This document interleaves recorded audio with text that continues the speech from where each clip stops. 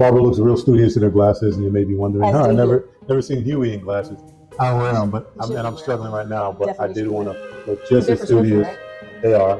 Mine very, are prescription. basically not, but they said I have very 2020 or 2015. So Are they prescription or are they? They're prescription, but they said they're like for screen time. If I wanted to use that for computers, You're squinting with they're them. like because it's my head's starting to hurt. So I just figured I'll throw that in there just in case you're wondering. Like, hey, glasses?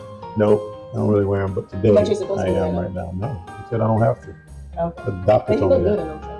in them. So for the stock accounts, okay, it's not. Do you teach you real quick?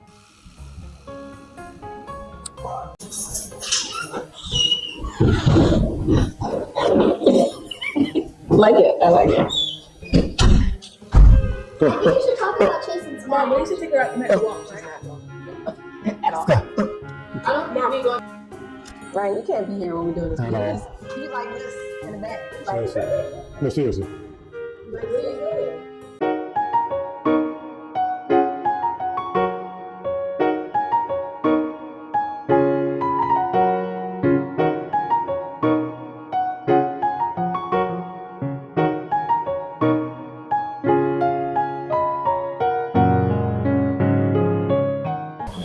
All right, welcome back, Team Whittaker. I'm Huey Whittaker. Barbara Whittaker. Today we will be explaining our stance on how we approach legacy investing or legacy investments, which really is just our kids being involved in all the purchases and investments that we do and make.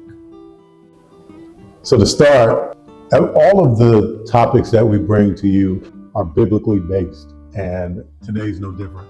So we believe in leaving an inheritance for our children's children, but that doesn't necessarily mean that it's just going to be money.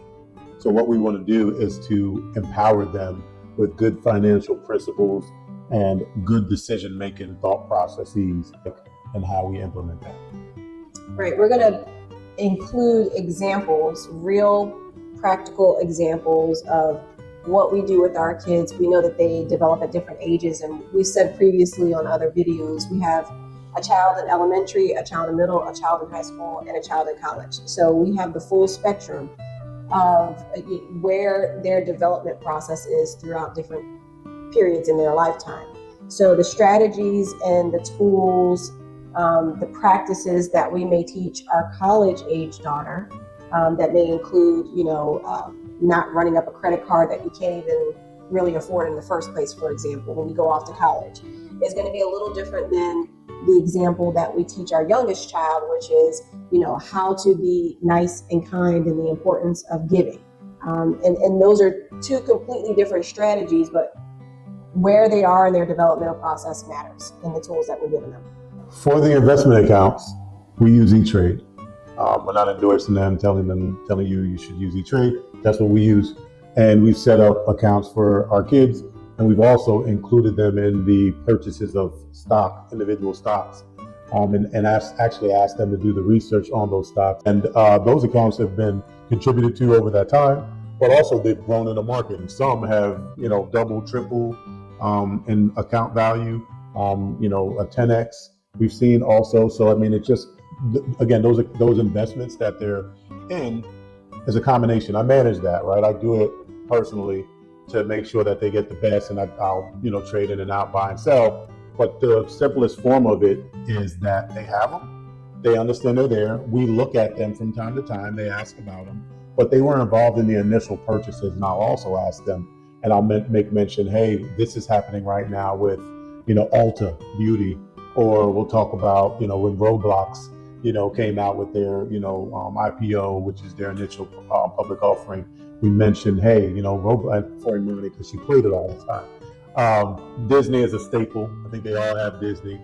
And, it's actually been good and dipped down, right? So I'll mention, hey, Disney's cheap right now. And so things like that. Janae's probably the most engaged, followed by Tamia. And then, it dips pretty, it dips pretty hard. That goes into the age situation and the engagement, and so that's important. So even though the younger ones are getting it, the older ones are a little bit more involved.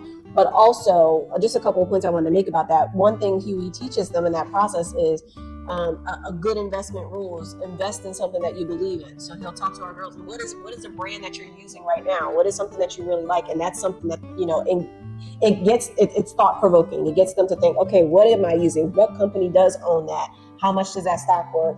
And the other thing that it does is it creates a competitive edge between the kids because they will talk amongst each other or amongst the family and will ask the other one or ask Huey, why is Janae's account doing better, or why is Tamia's account, or why is Imani's account or Ryan's account doing better than mine, or why does that stock, that even though we have the same stock, how do they have more? And he'll have to explain, well, they bought more shares of that particular stock. So just that casual conversation is really embedding good information and knowledge at a younger age. Yeah, and I would say, lastly, it provokes them to understand looking into a company and researching. Again, they're not going to know the ins and outs. They're not looking at, the earnings. They're not listening to any earnings calls or any of that intricate, specific, detailed stuff. But they may not understand that, okay, Darden is the restaurant group that owns several different restaurants, right? They might just like that restaurant, but they didn't understand that it's under the Darden brand. The second thing that we do with our kids is we instill accounting practices. So we do that through several different methods. One of the methods is they have bank accounts. So again, our older kids are more involved in it, but they know how to log into their bank account. They know how to check their transactions. If and when they have jobs, because my second oldest doesn't have a job anymore.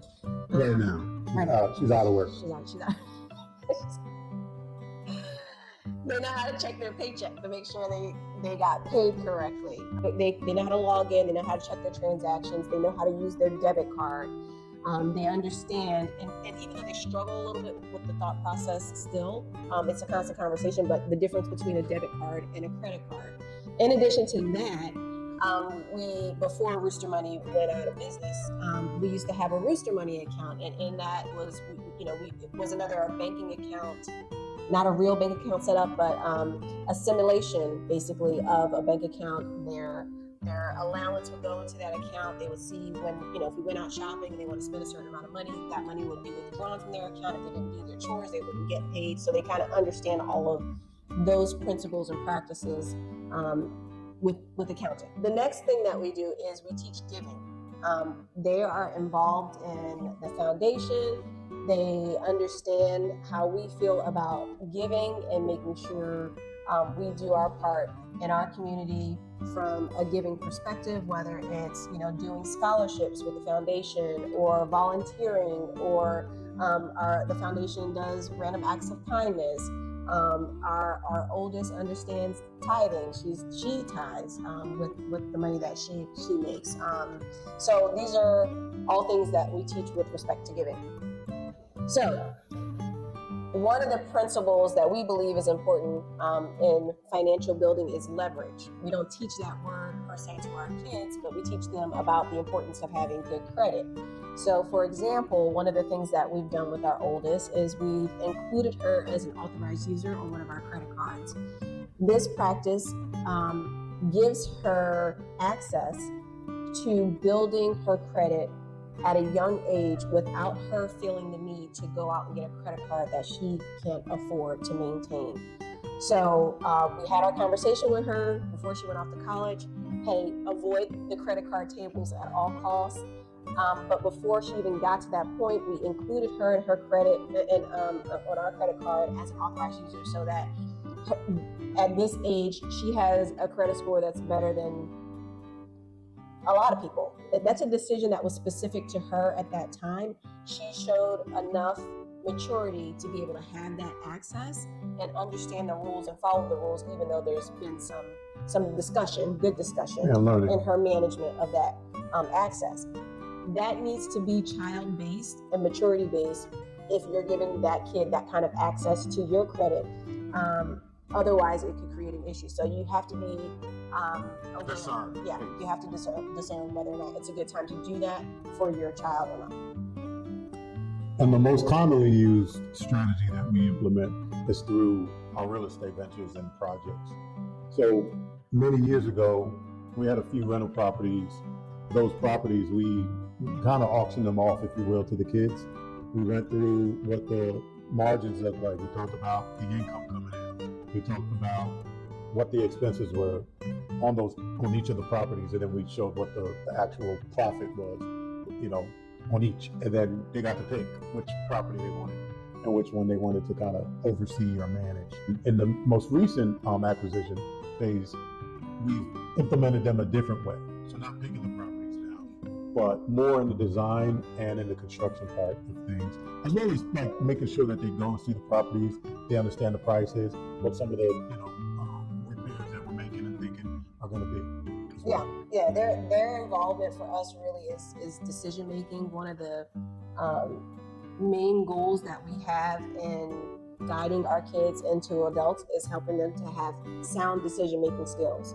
So oftentimes we ask questions and probe them to help them end up with an answer or add an answer versus giving them the answer.